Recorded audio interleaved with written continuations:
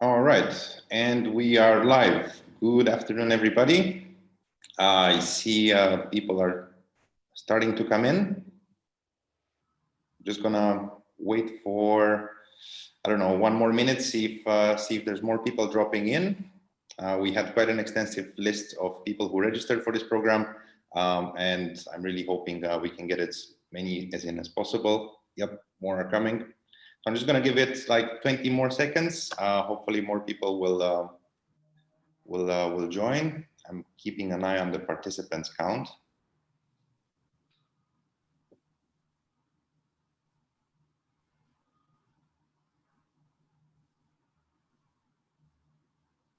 All right. So good afternoon, everybody. Welcome to our webinar today called Leadership Now. Are you thriving? Are you surviving or are you thriving? My name is Tudor. I am the Corporate Sales Director at Eaton Institute. And first of all, I would like to thank DKP for another wonderful session organized. A little bit about myself. Now, of course, I'm handling the B2B sales part of the Eaton Institute here in Knowledge Park. I think my position has put me in a unique position to get a perspective of today's UAE corporate landscape. I get to deal with a lot of C-level executives and so on. And it gives me the opportunity of having some insight into how they're going through the COVID pandemic and how this adapts their various leadership styles. Joining me today is Graham Moore, who is an international speaker, an outstanding facilitator, and has been an executive coach for more than 25 years. He's developed leaders on 5 continents and presented more than 3,000 training days and keynote presentations to 63,000 participants in 22 countries. Having been in the UAE for 12 years, a bit more, Graham became the first certified master for the Leadership Challenge program in the Middle East. And thank you very much, Graham, for giving us your time today and joining us in this webinar. Thank you, Tudor. Yes, I became the first. There was some publicity that said I was the only. Well, at one point I was the only one, but I'm not anymore. I am the first. And I'm really pleased to be with you today. So what are we going to talk about in the next hour or so? Well, we've had the introductions. Then I want to talk about leadership and why now. Then I'm going to cover what we call the leadership fundamentals. And I want to talk about the 5 practices of exemplary leadership. Then we're going to open it up for questions and answers. Hopefully we've got the answers. And if you stay to the end, here's what I will do for you. If you stay with us right to the end, I will show you how you can create a team of choice in 3 months. So what's a team of choice? Well, team of choice is where everyone wants to be on the team. Everyone works really hard. Everybody loves being there and you get great results. People want to join the team because everybody's doing really well.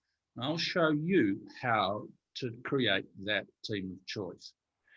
But what I also want to do in this time we're together is to give you some strategies, if you haven't already got them, to make some even bigger improvements in the performance of your organization, whatever level you are at in the organization. So we know that times are different. You need to be living under a big rock not to know that we are having some challenging times called the pandemic. And there were some things that have been affecting us all in the time that this first started.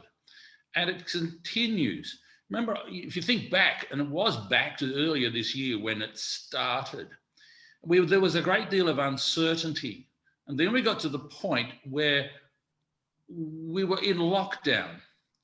So what I want to do now is to ask you a question. By the way, in terms of questions, if you have a question along the way, please put it in the chat box. And Tudor will show those to me, or we'll talk about them, or we'll save them to the end. So please put your questions as we go forward into the chat box. But I want to ask this question now.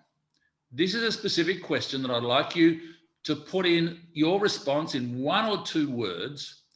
What was your immediate reaction on day 1 when we were told, no, you've got to stay home and work from home, which we now call the lockdown?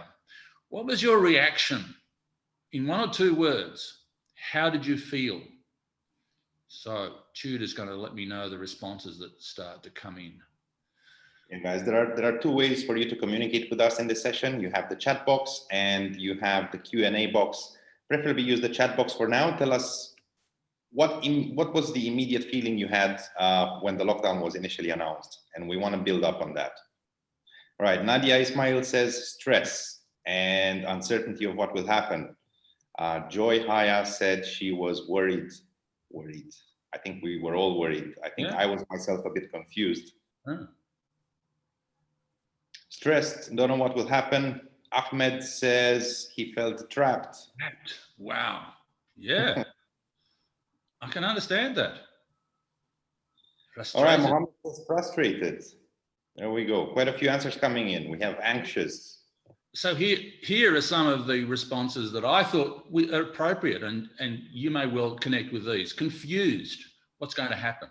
Anxious, will I still have a job? Will I catch the virus?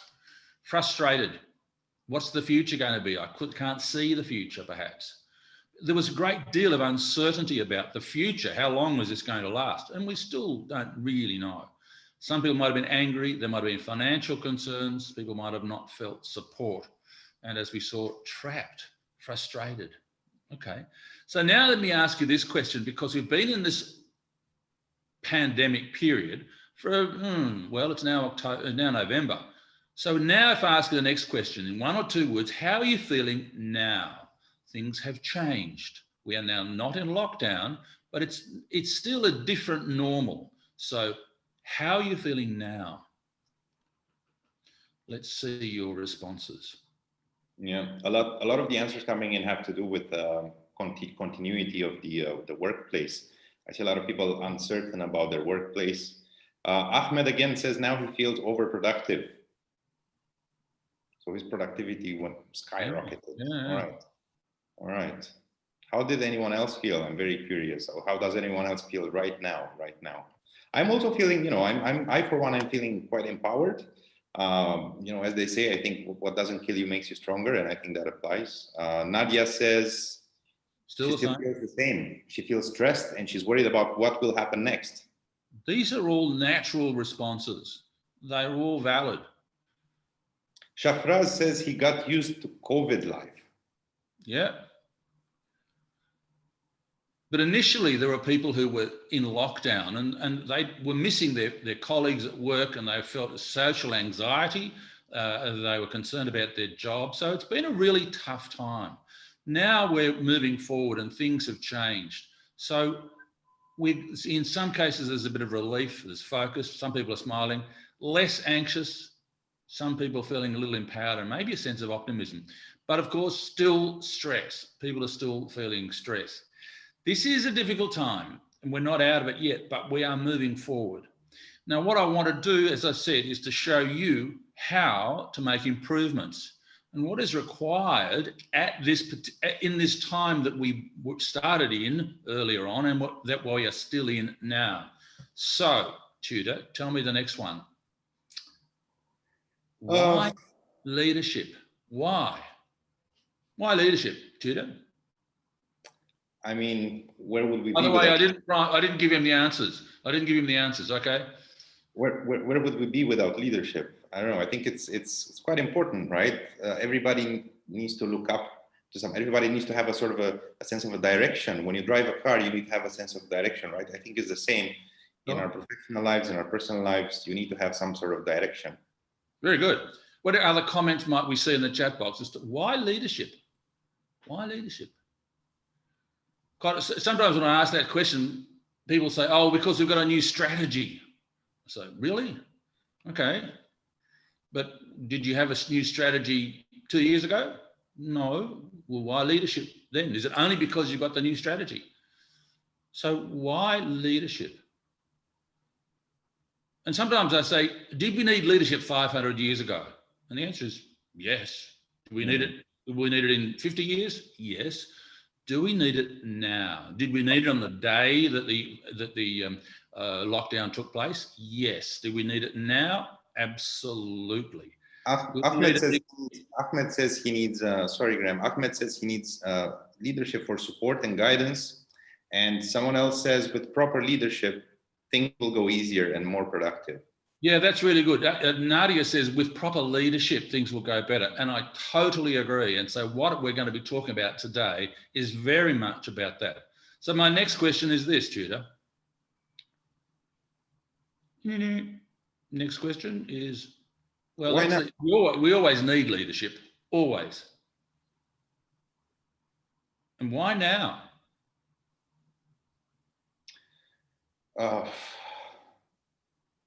Why now? Why? I mean, we always need leadership now, right? Especially now, because I think times are more challenging now because I think spending is down and overall there's less commerce. I don't know. Everybody says that all the markets are increasingly smaller. Yep. So I think now more than ever, Ahmed in the chat says change is constant. Yep, absolutely. So as we move on, leadership is a choice and an aspiration. These are what we call the fundamentals of leadership. And what I'm talking about, and what I'll be talking about through this program, is very much based on the Leadership Challenge, which we said earlier, I'm a certified master for the Leadership Challenge. By the way, I brought a little for show and tell. Here we are. Here's the book. That's the latest copy of the Leadership Challenge book. Wow. It's been around a long time. That's the 6th edition. We're talking this about the leadership fundamentals, and leadership is a choice and an aspiration. You choose. You want to be a leader? You choose. It's also an aspiration. That's something that I want to move up to be higher up. So I aspire to be that. But it is a choice. I still have people saying to me, no, you have to be born to be a leader. Well, you have to be born to be an airline pilot. You have to be born to be an accountant. You have to be born, then become a leader, and you learn to become a leader. The difference between being born has been disputed a long time. Leadership is learned, and if you choose, that's the word choice, if you choose to be a leader, you can be a leader, and I want to help people choose leadership, because leadership is everyone's business. No, I just work in the accounts department. It's everyone's business. So what happens when it is everyone's business, and when everyone believes that they play a role as a leader, we get far better results. They're not just following along, they're being leaders in all aspects of not only their life, but also in the work that they're doing. Leadership is everyone's business. And the next fundamental is this, and I think this is really important. Leadership is a relationship. It's a relationship that the leader, we're all leaders, has with other people. Sometimes the word used to be used was subordinates. We don't use the word subordinate anymore, because what does subordinate mean? It means someone who is lower than me. I don't want to have anyone thinking they are lower than me. So I use the word team or associate or something like that, but not a subordinate. And when I look at this relationship, I'm reminded, it was mentioned in my introduction that I used to work in the television industry years ago. And in that situation, I remember we did what was called a co-production. And at the end of this co-production with another company, one of the staff members of that other company, who at the time was quite a deal older than me, and he had not a major or significant role in terms of the organisation. And he came up to me at the end and he said, Graham, you're the first person at your level, referring to the title that I had, you're the first person who's ever, at that title, who's ever spoken to me. I've been with the company for 10 years. The people who were at my level had never spoken to him. I couldn't believe it. Why not? We talk to all the people. It's a relationship. And the best leaders build the best relationships with all the people in the team. So make sure that you have a relationship. Greet your people. Ask how they are. Build the relationship. And the next one is the definition of leadership. Leadership is the art of mobilizing others to want to struggle for shared aspirations. And that's from the two authors of the Leadership Challenge, Jim Kouzes and Barry Posner. So it's the art. It's not a science, it's an art. And an art is something that you do. It's what you bring to this to get the best results. It's the art of mobilizing, that's moving others to want, so that they want to struggle for shared aspirations. That is the things that we all want, not just the top of the tree, not just what we all want. And I'll come to that in more detail in a moment. So, Tudor. I think this is I think this is a very important point, because at least from my point of view and from where I'm sitting right now and the people I'm talking to, and even my friends, my neighbors, my colleagues, I don't know, my work peers, I think ever since the lockdown, everyone's struggling with the same thing. And I think this is the key word here, want. You know, I think the word want had different connotations before the lockdown than it does now. Because now I'm hearing more and more people, you know, I'm doing this because I have to, right? I'm here because I have to pay my bills, and obviously because this is the environment we're in now. So I think want is very different now than what it was pre-lockdown. But as a leader, I want to help you want that. I'm not going to tell you that. That's directive. I'm going to help you to want to achieve that. That's what leaders do. So the leadership challenge is based on the 5 practices of exemplary leadership. And this is the first one. So as I always say, what is a practice? What does the word practice mean in English? Tudor, what's a practice? What's practice mean? Practice makes perfect. Do something over and over. Yep. On the condition that you get better on it each time. Very good. Very good. This is something, by the way, a practice is something that you do. This is about a behavior. It's you do it. And also you practice it. There are so many leaders that I work with who say, I learn from my people every day. So not only are they practicing, but they are learning every day. Leadership is not something that you just do occasionally. Sometimes in my leadership programs, I ask people about cleaning their teeth. I say, did you clean your teeth today? People think I'm going a little personal. Why? Why is he asking this question about did we clean our teeth? And I say, you know, when you were a child, maybe your mother talked to my mother and communicated what she was saying. My mother used to say, have you cleaned your teeth? Go and clean your teeth. Why was she doing this? It wasn't just because she wanted me to have nice teeth. It wasn't just because she wanted to save on the dental bills. She wanted me to develop a habit. And that's what leadership is. It's not about cleaning your teeth. It's about the habit of doing it every day. You don't say, oh, I think tomorrow I'll be a leader. No. You do it every day. And leadership is not hard. The things that I'm going to show you today are not hard to do. I remember speaking at a conference in Bangladesh a few years ago, and one of the other speakers said, leadership is hard. And he said it 2 or 3 times, and I thought, whoa, I don't like doing hard things. I don't want to do that. What I talk about is not hard. It is simple. It is straightforward. That's where we're going to delve into these 5 practices and show you the sort of things that you can do. Leadership, with the first practice of model the way. So let's just go back a tad onto model the way. Model the way is very much about your values and understanding what your values are and living your values. You see, when you understand what your values are, the first part is to understand what your values are. And values are something which we acquire at a very early age. We usually learn from our parents. We're influenced by our faith, by school, by other people, but they become the drivers of our behaviour.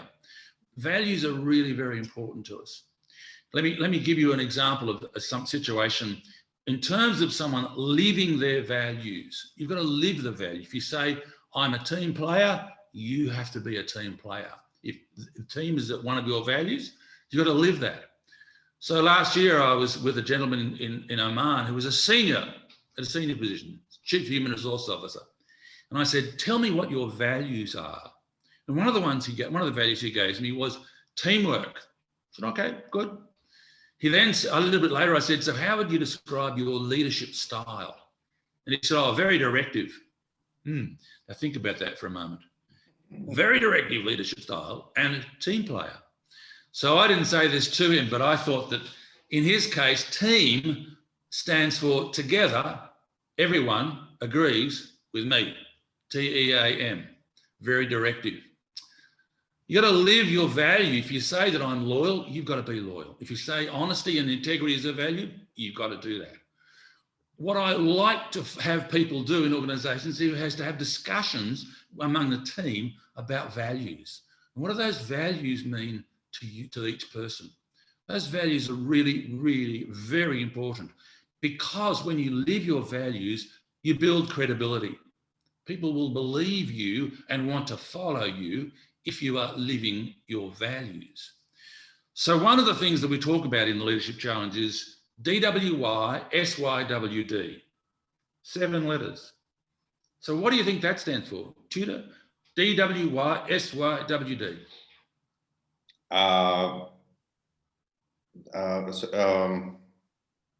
Say what, no, do Well, what, getting close. do Here we go. what you will do. Do what you say you will do. Do what you say you will do. Every time. If you say you're going to do something, do it.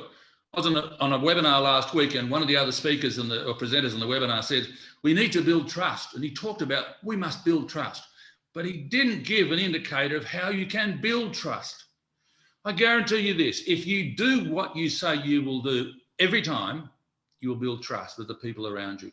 It's such a strong thing. I've lived that for all my life, I think. My children were never told, oh, we're going to go and do this now, unless we were actually going to do it. They knew that I said something, that was it. Serious, tell us, going to happen. I've got a friend who says, Graham, it's really interesting in our relationship that if you say we will meet at 10 o'clock on the 23rd of March, 2023, she said, I know that you will be there unless you have to change it. Yep, that's what I'm like. So do what you say you will do in every respect and do it all the time. Now, the next slide is really important. It says, that one, what you do speaks so loud that I cannot hear what you say. So often leaders, supposed leaders or managers will tell you things, but they won't do that themselves. If you're a parent, you would understand the value of this. You would understand that if you say to your children, you must always do this, but if you don't do that, they'll look at you and say, hang on, Dad, what are you telling me? So you must do what you say you'll do, but what you do speaks so loud that I can't hear what you say. You will be seen by your actions, not just your words. Okay, next one, please. This is the second practice. And I think this is particularly important now. Inspire a shared vision. Tudor said earlier when I said, what's leadership? He said, we need to know where we're going. Absolutely. Leaders inspire the team. Where are we going? By the way, remember, I said leadership is everyone's business. So I don't care whether you are the CEO or whether you're a team leader or a member of the team, whatever level, you can still have a vision which will inspire others. Now, we say that this is the hardest practice, the toughest practice, because there's a key word in there, and that is shared, a shared vision.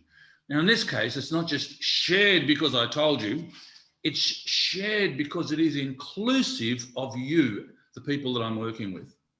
So you, when you would read this vision to your team, they would know that they are part of that vision that you have. In these difficult times, we certainly don't want our manager, not the leader, we wouldn't say this, coming in and saying, oh my gosh, it's so tough, I don't know where we're going to go. We're not going to be able to pay the bills by the end of the month. I can just see a brick wall we're going to hit. It's terrible. But that happens, Graham. That happens today. Absolutely. How inspired are you when your manager comes and says that to you? Rather, the manager should be saying, I have a vision that as we move through this pandemic, we will learn so much about each other. We will learn so much about new ways of doing things. And we will emerge from this, all of us, better people, stronger, more productive, and enjoying our work so much more. Now, I just made that up. But I hope that you understand that that is something that I would say to people that I'm leading. That's my vision, that when we move through this, there will be wonderful things happening. And people get engaged in that. They say, yeah, we're going to achieve that. We're going to get to that point. We inspire a shared vision.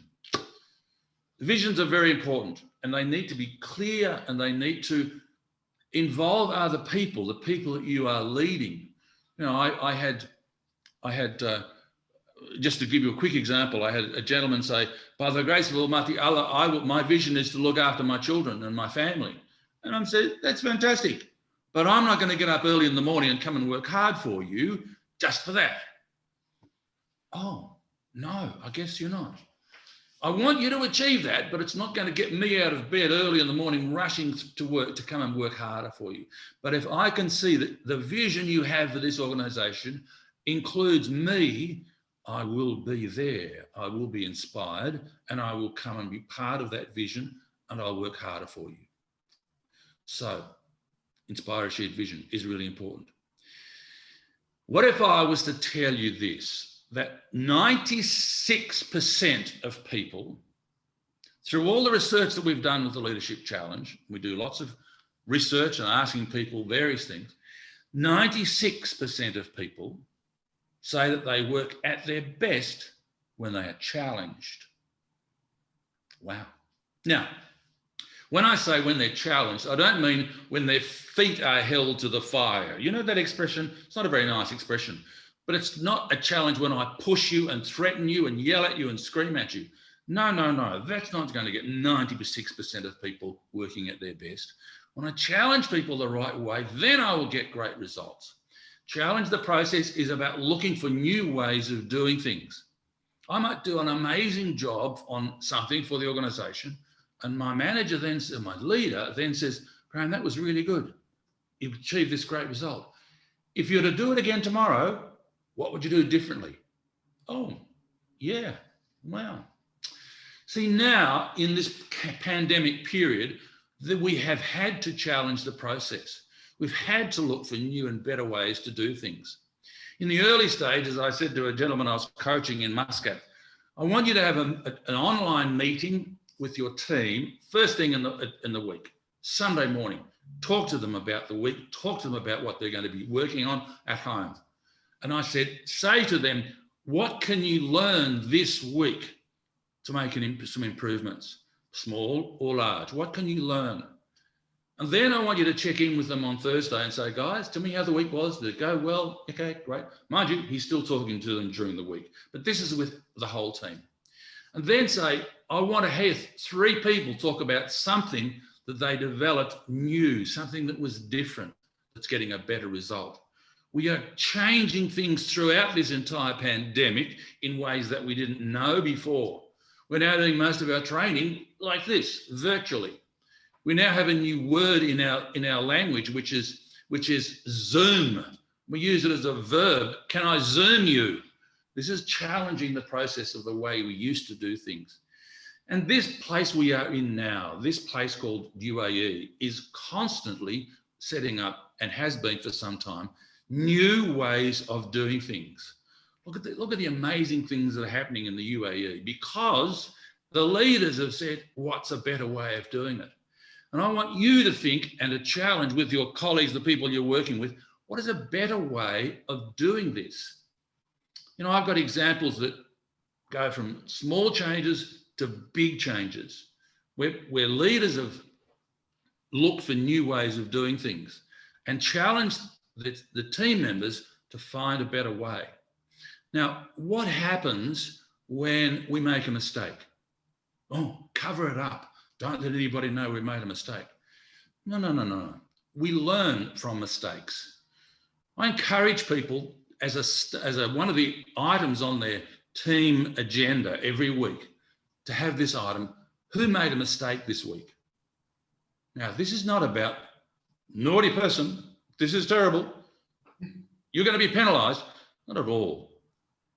2 things. We learn from that mistake, and we learn not to make it ourselves. But we learn another way of doing something as well. Now, I often talk about this story. I'm sure you're all aware, every time I say this, people get the point, that in every kitchen cupboard or laundry cupboard or garage, there is a little blue spray can. Some of you might know what I'm talking about already. It's great for making things work properly. Do you know what I'm talking about, Tudor? Mine's in the cupboard over there. I can't get it. It's called WD-40. WD-40, yeah. Everybody knows WD-40.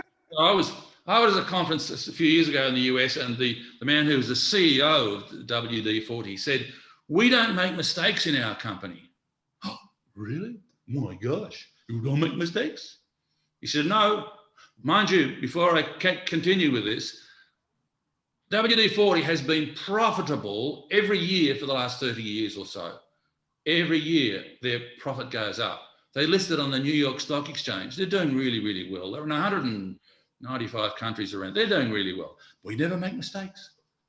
No, he says, "We have learning moments."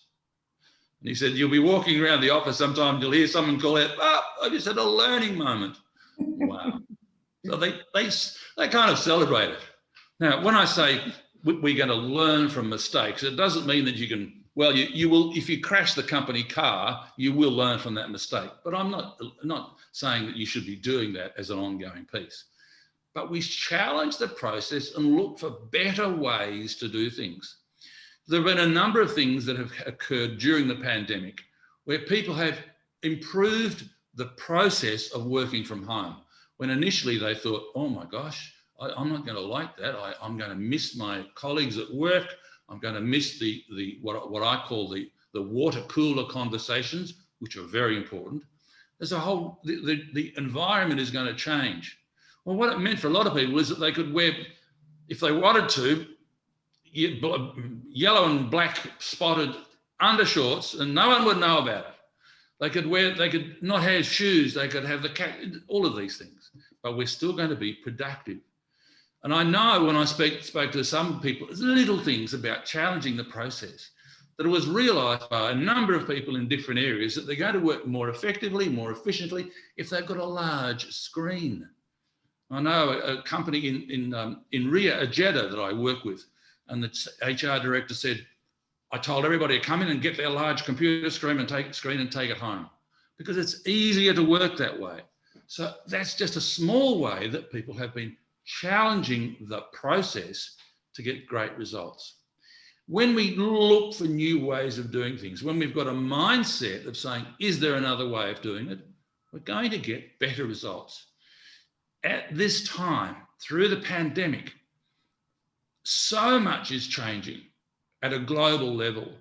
Look at the way the airport here is changing. Well, not many of us have been through Dubai Airport recently, but there are significant changes that have occurred in Dubai Airport. Now, I haven't been there, not for a while, sadly, but now you don't go to a check-in person. You don't go and see a person as you're going through passport control. It's all automated. We're using iris connection, all because someone says there's got to be a better way. Now, if your manager, I'm using that term again because it's not the leader so much, because the leader will be hoping that you will challenge. If your manager is resisting this, if other people around you are resisting, challenging, and looking for other ways of doing things, just remind them of all the wonderful things that we live with in our life now that we wouldn't be living with if people had not challenged the process. If Steve Jobs hadn't challenged the process with Nokia for one particular reason, as I understand it, we wouldn't be having smartphones as we have them now, probably. For one small reason, he challenged and we got the iPhone. Other things like that are happening as well at an amazing level. You are able to challenge the process as well. 96% of people thrive when they're going through challenging situations. So develop that as a culture within the team where we ask people, "Do you think you could do it better?" When I say that, I'm not saying, "Do you think you could do it better?" You're saying, "That's really good, but is there a better way? What did you learn in that process?" "Well, I learned this and I learned," "Okay, great. Let's do it that way next time." The next practice, number 4. Hold on, Graham. Before we move on, because I'm looking at the participants list and it's tripled since we started. So would you like to remind everyone what's going to happen at the end if they stay till Oh, good. Very good. If you stay to the end, here's my promise to you. I will show you how to create a team of choice in 3 months. And I'll give you an example of what happened with one person, particularly when she created a team of choice. You might think you're in a great team now. This might make some improvements for you. Team of choice, everybody loves being there and works hard. The fourth practice is enable others to act. So what does that mean? Well, it's very much around empowerment and empowering others. We say that when people are enabled to do their on their own without being told how to do and what to do, they perform often far better than they believe they could do and better than you believed they could do. Managers will control people usually, and I'm using that manager term in a kind of negative sense. By the way, leaders also manage. Leaders do both. They lead and they manage. Some managers just manage, and they don't do that very well. They need to include leadership attributes and behaviours to be successful. Enable others to act is reinforcing the relationship with the people and lifting them up. It's not telling them how to do things, it's enabling them to do things. You know, I've got a wonderful video that I use in my workshops where this woman says, referring to her leader, she said, she rang me and she said, I need you to do this. And she described what it was. And then her leader said, what do you need from me for you to make that happen? Wow. So the leader was saying, I'm going to help you, but you tell me what you want. I'm not going to give, you tell me, I'm here to help you. You may have better ideas than I do. And so often the people you're working with at lower levels perhaps have great ideas. Listen to them. Why do managers not always share information? Well, here's the reason. If we share information, you'll find out more than I know, then you might take my job. They are insecure.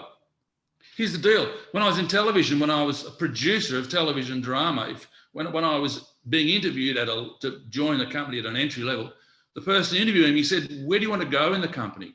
I said, I want your job.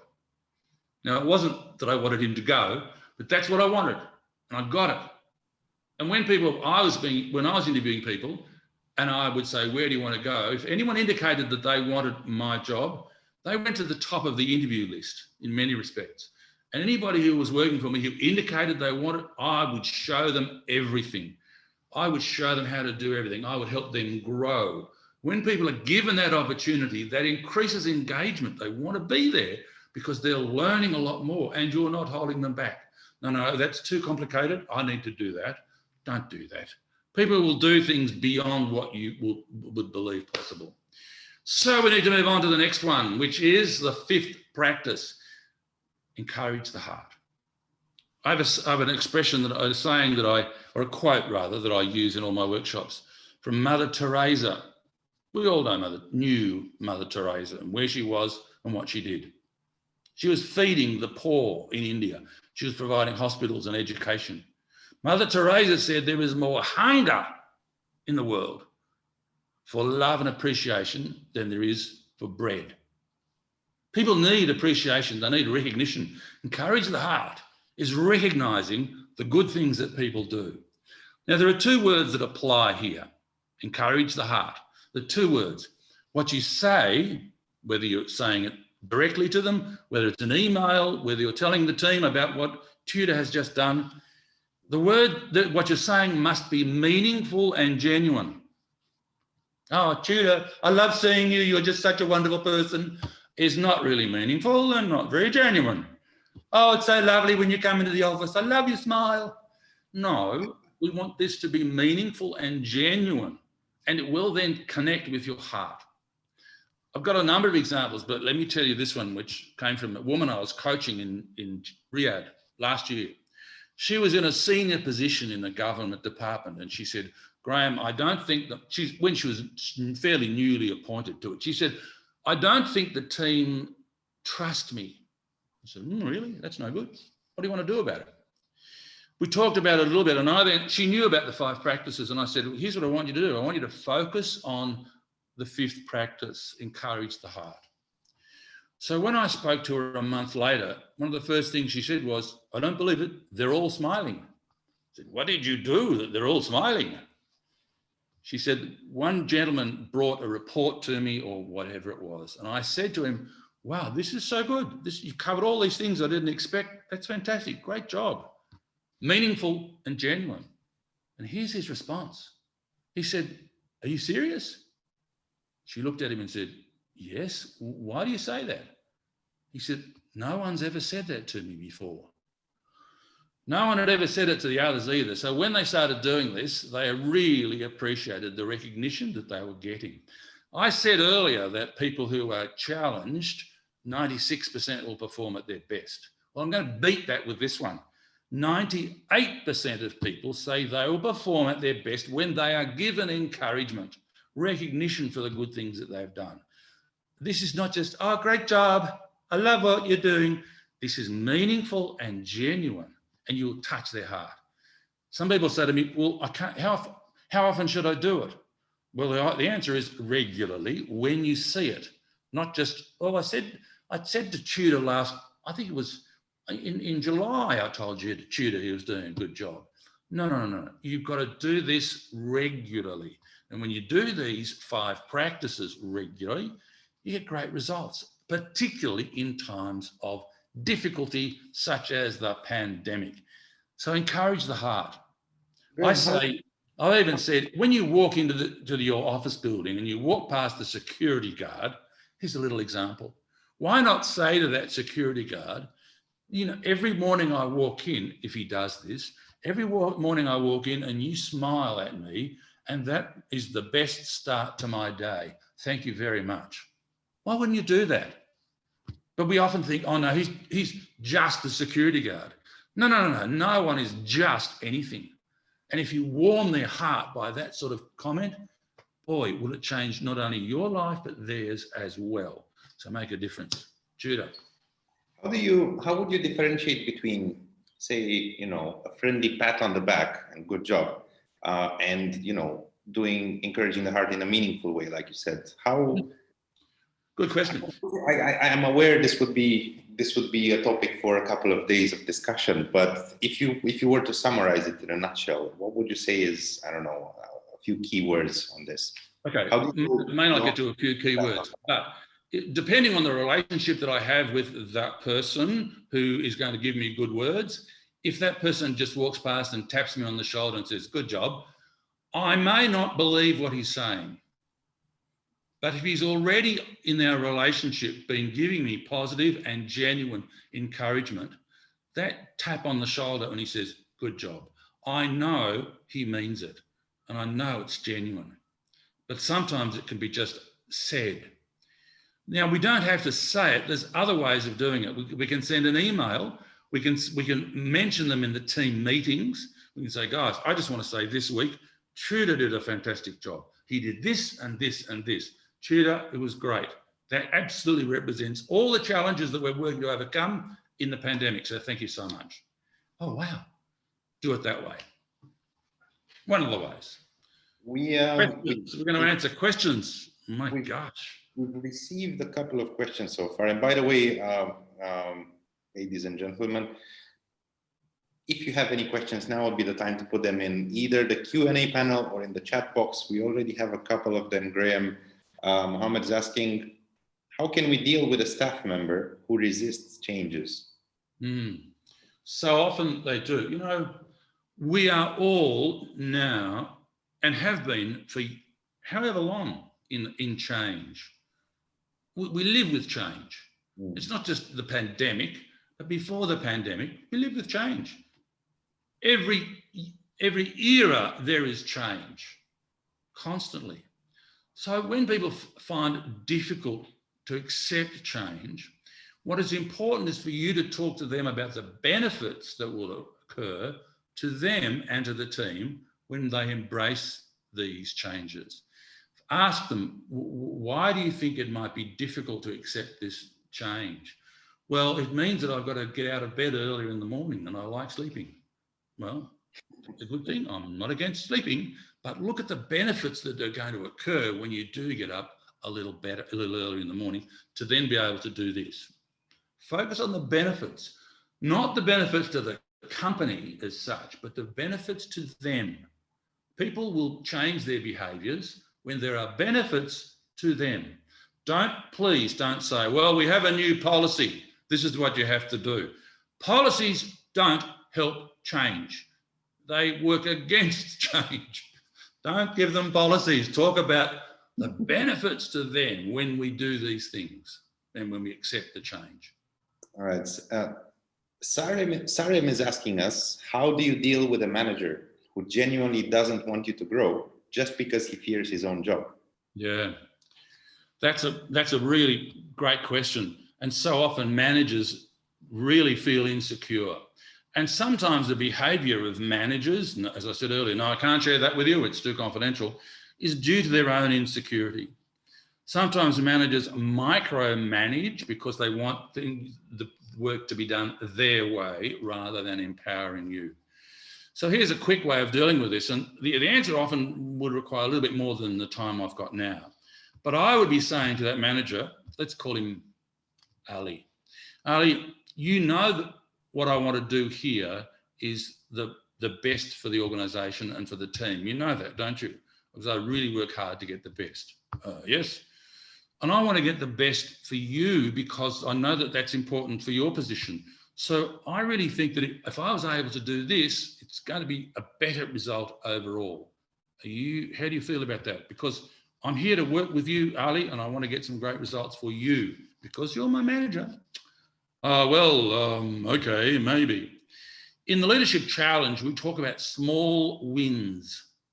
Not a small wind, not a breeze or a shamal, it's a small win. So sometimes when we're getting our manager to accept these things, it might be just a little thing that they accept. And I remember, and I know that people I've dealt with and worked with over the years, I know that they've resisted certain things, so we do little, and then they accept that. A little bit more, and they accept that. And they might even say, remember you said, but look at the great result later, not straight off, but afterwards. More questions? Shafraz is asking how to handle people with different attitudes to yours. How, especially if that person is in a management position, how do you handle people with a different attitude to yours? Sure. This is, look,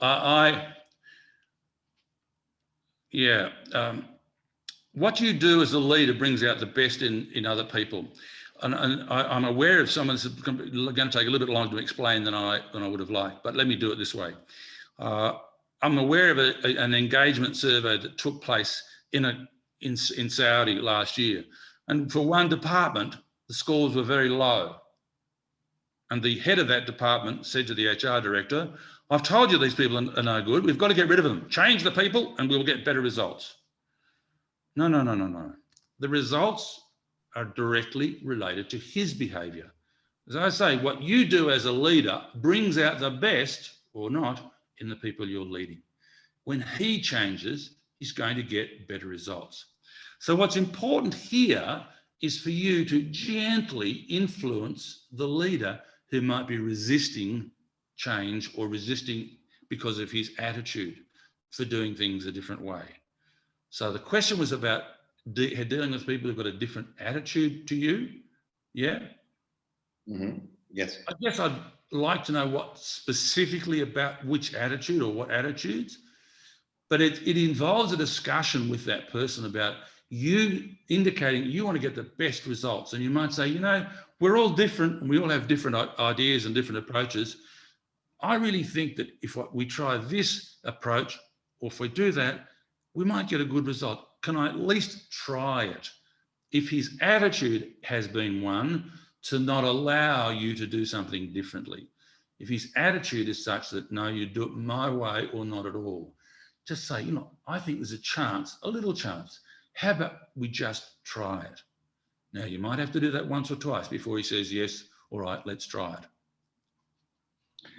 Another question I saw, which I think it's interesting, and I'd like to know the answer to this one as well, if there is an answer. How far ahead should... know the answer. All right, listen, Graham, how far ahead should the vision be? For 6 months or 6 years or 1 month, or what are we talking about? I actually wondered whether this question would come up. So The answer to that is it depends on the level in the organisation that you are at. Quite simply, if you're the CEO or the managing director, your vision would be 10 years, maybe more. If you're the Crown Prince of Saudi, your vision is 2030, right? So he established his vision 2 years ago, so that was 12 years. So at the senior level of the organisation, it's a much longer view. A vision is going much further. And of course, here in the UAE, the leaders are having visions that are much further. If you are, and I'll bring it right down now to someone who is, let's just say, the supervisor on a production line in a factory. Their vision may be 6 months. That in 6 months, we want to be able to improve the shift changeover time from 2 hours to 1 hour so that we all get greater efficiency. Our jobs are made so much easier and we are recognised as being the most efficient team in the organisation. That's more likely to be a 6-month vision. Managers, 12 months. Directors, 3 to 5 years. All right, excellent. We still have questions in the pipeline. I don't know if we still have time for all of them. One more, then we're going to establish this team of choice. All right, here we go. And that's my photo. Oh my gosh, you're showing my photo. The moment everyone's been waiting for. So one more question, Tudor, one more question. All right. What are some of the best ways to keep the team together when we're still working remotely most of the time? Yeah, and it's really important. Look, what comes to mind immediately is a discussion that I was having with, again, someone in Jeddah the other week. And this person said that there's one team member who says he's too busy to join the coffee hour that they have once a week. This organisation has a coffee hour, I think on a Thursday morning, where there's one rule only, and that is we can't talk about work. You don't talk about work in this coffee hour. We talk about other things. We talk about our personal life. We talk about our friends. We talk about our attitudes, all those. We talk about the football team. This is important because remember at the start I said relationships are key. We must have relationships with the people we are leading. So in these times particularly, I believe that at least twice a week, if people are working remotely, there should be a session led by the team leader or the manager, Sunday morning, and then Thursday afternoon, or maybe even Thursday morning. And this is to talk about not only some of the work issues, but mainly other things. How's it all going? What are you doing? What are you finding difficult? What's working for you? And share some of the positive achievements that have occurred. This, of course, is the ideal time to encourage the heart, to identify people in the team who've been doing a great job. Yeah, absolutely. But it's important, so important. Okay, I've got 6 minutes to do this. What is a team of choice? We love working in a team of choice. We want to be there. We are productive. We come up with brilliant ideas. We know that the ideas that we have will be considered, maybe challenged, but at least challenged in the best possible way by people who want to see a positive outcome. Would you like to work in a team of choice? Yes. Do you have free and open conversation with everybody in the team? Yes. Do you have trust with everybody? Absolutely. You love being there. So here's what I suggest you do. Let's just assume that you are the team leader. I don't mind if it's a large team or a small team, but I suggest you bring the team together and say, okay, guys, I'm going to suggest that we create a team of choice. What's that? Never heard of that. What's that? Well, the team of choice is where everybody wants to be there. Everybody loves what they're doing. It's a great environment to work in, and we're very productive. So how would that look for you? That's the key question. And if you've got a flip chart or a whiteboard, and you can do that on Zoom, get their response. What would that look like? Well, we would all be pretty happy. Yes. What else? Well, we'd all come to work on time, maybe early. Okay, what else? We would open. So get the sort of ideas that they would see would happen if they have a team of choice. You're getting this from them. You're not telling them, you're asking them, what does the picture look like for you? Okay.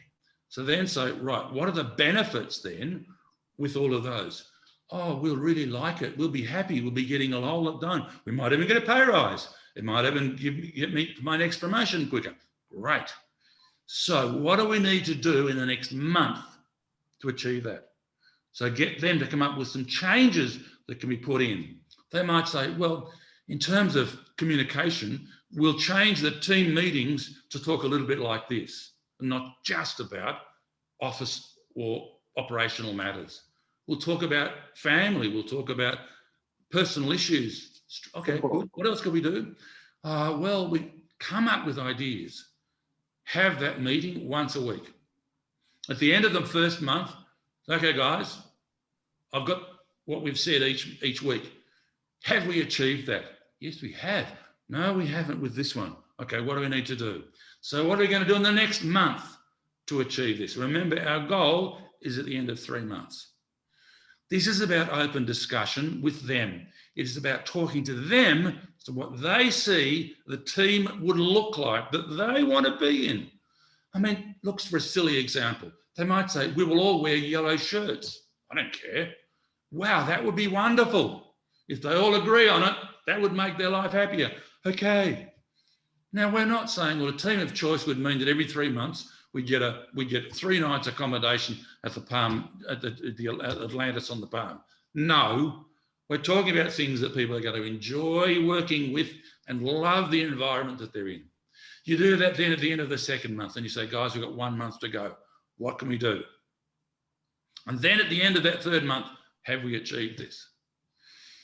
Here's an example of success that I had with an organisation. I keep talking about Saudi. I certainly work in every other country in the GCC.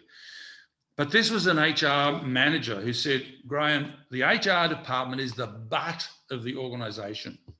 And I don't mean people say, oh, but HR aren't very nice. You know, but is part of the other side of your body. It's not a very nice thing to be the butt of the organisation. I said, do you want to change that? She said, yes. So we did this in 3 months.